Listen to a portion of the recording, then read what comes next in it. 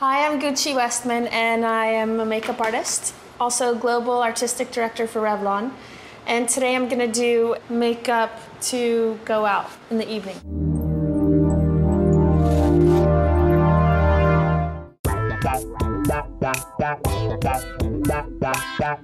So I'm just starting off by moisturizing her skin. Otherwise, nothing goes on correctly.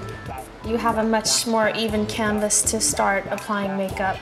So then what I'm doing now is I'm using the Unnatural Primer because it's really nice for fine lines and pores. Because Natalia's skin is already a little bit sun-kissed, I'm just gonna enhance that a little bit. So I'm using foundation to bronze her skin. I'm just kind of going over her cheeks and her forehead and her nose. So I'm just prepping the skin, under eye, a little bit of concealer, using two colors, a lighter shade and one that matches her own skin tone. Because the eyes naturally kind of have a darker crease in the corners, depending on your eye shape, so I always try to lift that up with a bit of a lighter color to eliminate that. Now I am filling in her brows and making them a little bit deeper brown, enhancing her arch a tad, but I don't want her brows to look like they're done, you know, because then the eyes will look too done. I'm not a big fan of a penciled in eyebrow. That's a big mistake a lot of women make. Then I have a gel. This is a dual-ended. It's called Brow Fantasy for brunettes, and the gel is really cool. You kind of just lightly go over the hairs and everything gets put in place. So now I'm just kind of going over with a little bit of powder, and that's always something you want to be very subtle with, just to sort of cut the cheek a little, and then you just blend.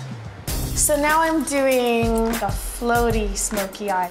I'm using 3 palettes, and I crushed the pigment. I dug some out and I just crushed it because it's easier for me to use that way. So I'm starting off with a little bit of brown,